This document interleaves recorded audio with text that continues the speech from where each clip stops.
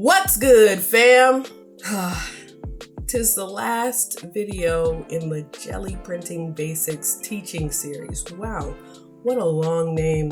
But yeah, this is the last one, and I won't be teaching y'all a technique this time. Once again, we will be making a collage, so this will be mainly a voiceover video.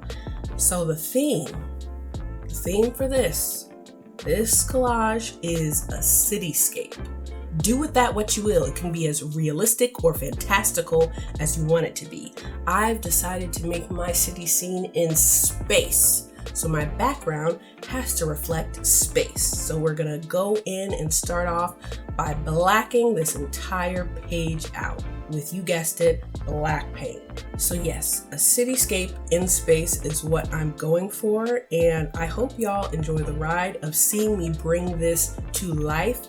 I'm even gonna sprinkle in quite a bit of 3D elements into it, which I will explain when those come up, because it might be hard just by view to understand how I'm putting it together, but you just wait till we get there. For now, I'm gonna finish up with this background, adding some color, some nebuliness, some just, space-timey funness to make it like a cool spacey thing. Yeah, just enjoy the music, sit back, and watch me create a scene of imagination. Yes.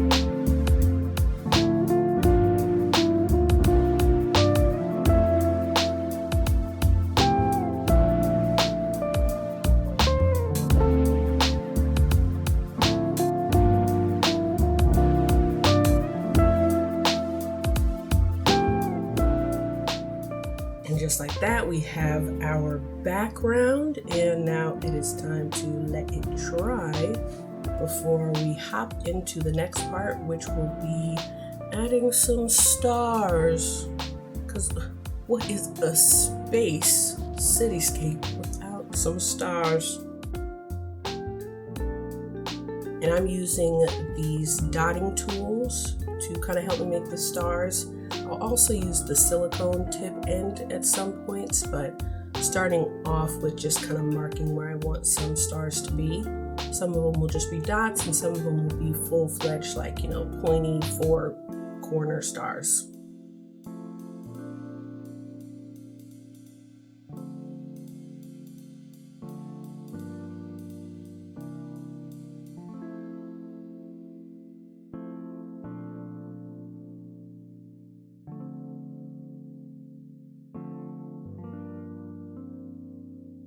I think these stars may have been the hardest part of putting this whole thing together, because I was, me, I love a good crispity line, and it was really hard to get crispity line with these tools. I know that it probably can definitely be accomplished, and I did find my groove after a while, but I just feel like I need more time to practice with it and play with its capabilities to get the stars that I really, truly, fully, with my whole entire heart, desired.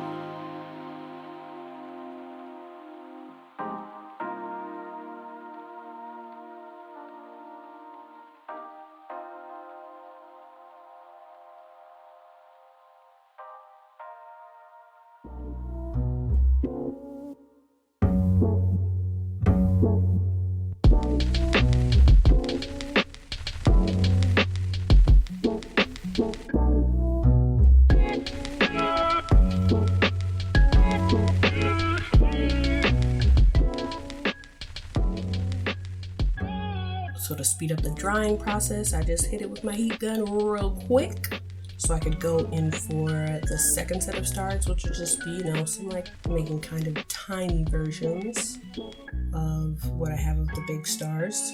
This one's much easier because when you're really little, it's much easier to get it exactly how you want it to be, especially because they're so small. It's hard to tell when you mess up. For both me and the audience. Yes.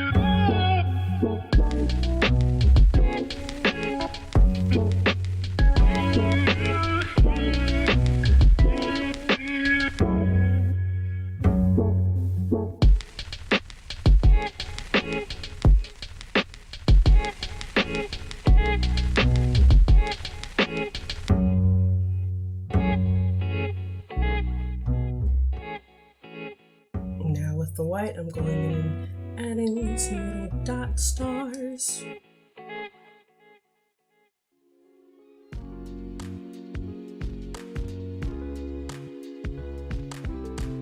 And I think it's these little white dot stars that really kind of, because they fill up the page so easily and they're varying like widths or whatever, various sizes, I think it really sold the space element even more, way more than the big stars.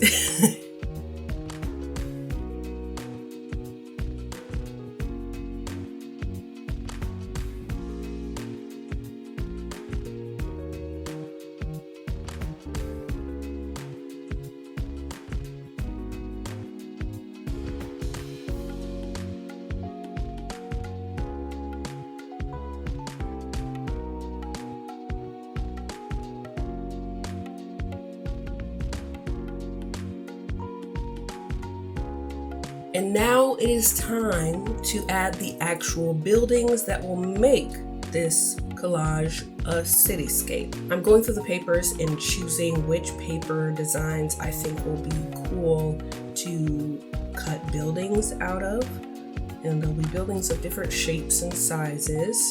So I'm just putting aside the ones that catch my fancy. That does not mean I'm going to use all of them because obviously this paper that we're working with is only but so big. But I'm cutting out little pieces just to see how each of them would look next to each other. Just cutting out my options. You gotta have options.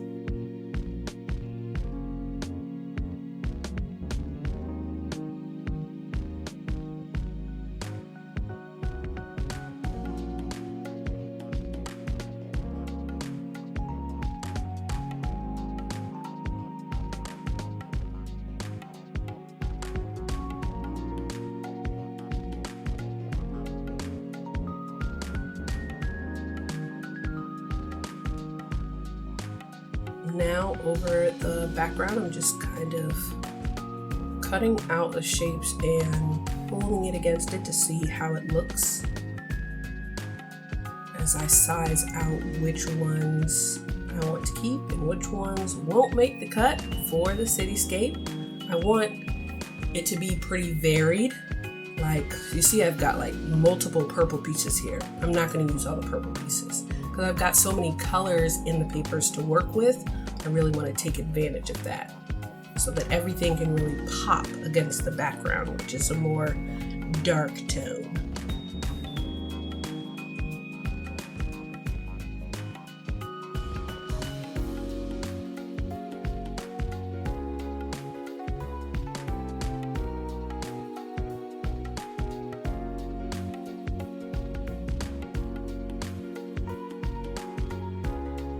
And I'm cutting them all to a good size so that they could all be next to each other, overlapping only the tiniest bit that it would need to. Because we can't just have the building spilling off the page. We just can't have that.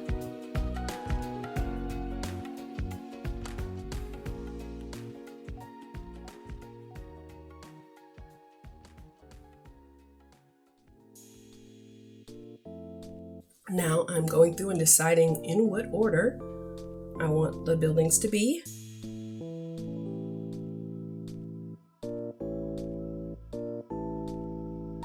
And now that I've decided on that, on the back of each of the building cutouts, I'm drawing windows that I'm going to want to cut out, drawing it on the back so you don't see the pencil line showing in the front, but I know exactly where I need to cut. And I'm going and doing that to all the buildings, making the windows different sizes, some different shapes, falling in different spots on the building, adding doors to some of them, you know, getting a little fancy schmancy.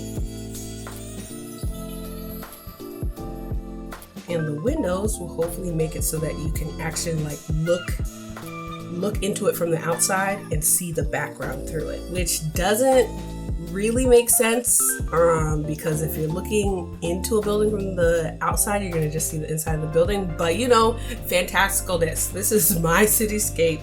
You don't get to tell me what to do.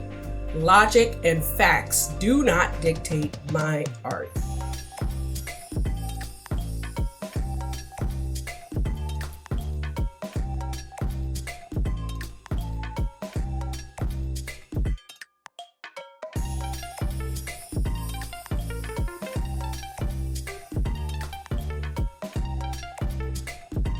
So as I do with the stencils, I'm going in, making a little snip right in the middle of the windows on the back sides. So I can go ahead and cut them out. Luckily, most of the windows are square, which makes it much easier to cut them out actually. And I'm just seeing how it looks from the other side every snip in a while. And so now I'm just going to mosey along and cut out all the windows and doors that I drew on the backs of each of the buildings.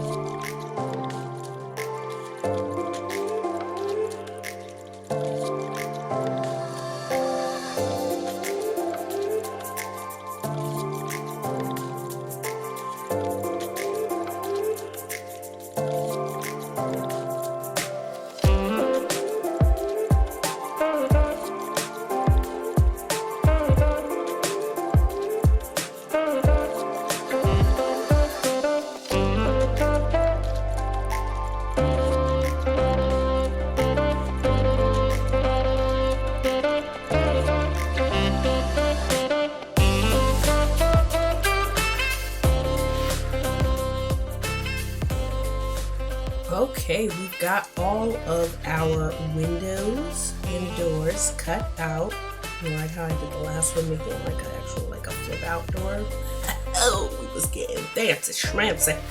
Now it is time to give our collage a 3D effect. I don't know if you remember being a kid in school, if you had this art project where you made a card with like a pop out in the middle. Maybe it was a heart or a house or something like that. And they would have you cut a strip of construction paper and like bend it over and over so that it made kind of like a zigzaggy effect. Then you would glue that to the back of the element you wanted to pop out and glue the other part into the card itself so that when you open it, it would spring out. That's kind of the idea that we're working with here, except when you just do that like crinkle cut thing with just one strip of paper, it's not very sturdy. And I want the houses to, one, always be like popped out, not just has to be a spring motion, but I want them to be sturdy and able to kind of lay flat-ish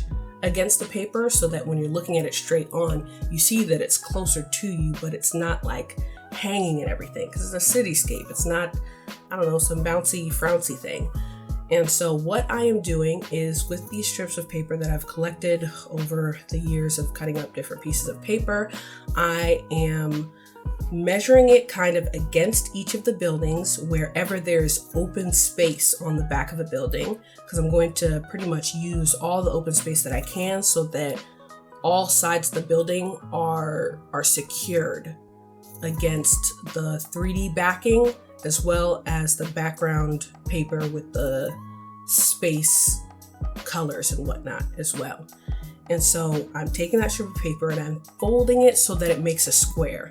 So that's about 1, 2, 3, 4, 5 sides. 5 sides because you want the last side to overlap onto the first piece of the square so that it is secure. Secure is the name of the game we are playing. And so I'm doing that with all of the houses. I'm adding backing wherever I can fit a little slip of paper. Sometimes the strips of paper are wider if the space that I'm working with is wider, or sometimes I cut them thinner if I want them to be at the top where I've got windows at, but I want that security at the top, of course. I just make the strip of paper a little thinner and just fold it into that square so that it pops away from the paper, and I'm making how far it goes out from the paper, how far it extends from the background, different for each building. That way there's sort of a stagger effect between the buildings. That made it so that I could fit more buildings onto the page since they aren't just lined up like ducks in a row side by side at the exact same distance from the paper. They're able to overlap a little bit.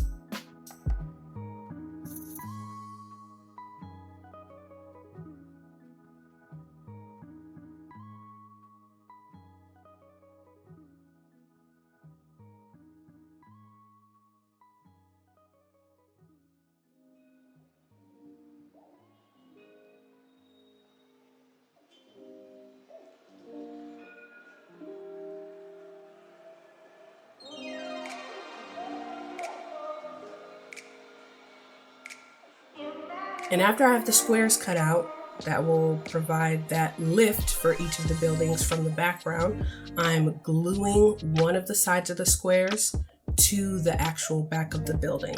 I'm not gluing it to the space background yet because I want to make sure everything will be able to fit the way I want it to before I actually bite the bullet and glue it, because I won't be able to move it after the fact, not without messing up the background. Hopefully all of what I've explained makes sense, and if it doesn't, hopefully from the video you can tell what I'm doing, and if not, oh my gosh, I'm so sorry.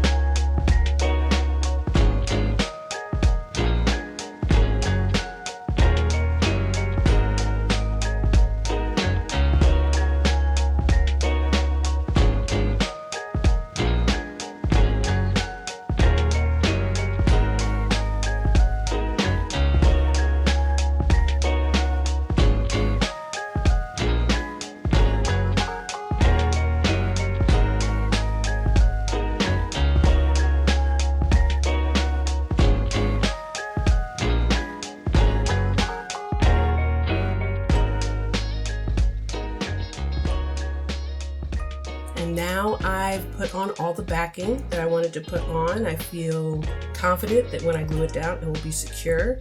So I'm moving the houses out of the way, and one by one, I'm adding glue to the opposite side of the 3D backing and attaching it to our space background. I'm using the little silicone tools to kind of go in and press down from the inside of the paper, since there's like holes inside. There's obviously the square that makes it 3D. There's space in the middle, so just going in with the tool and pressing it down if I can't reach it with my finger, just to make sure it's nice and secure. And I'm just going ahead and doing that with each of the things, making sure I am happy with the placement, because like I said, Can't really pull it back up without possibly messing up the background.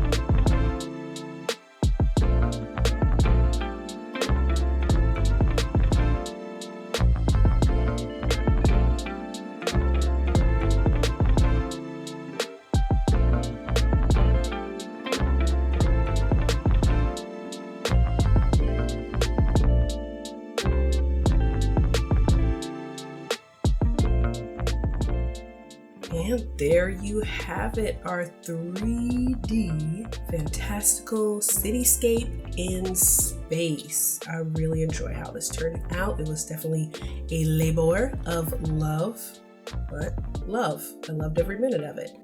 I had fun. I hope you had fun with all of these teaching videos. And until next time, bye!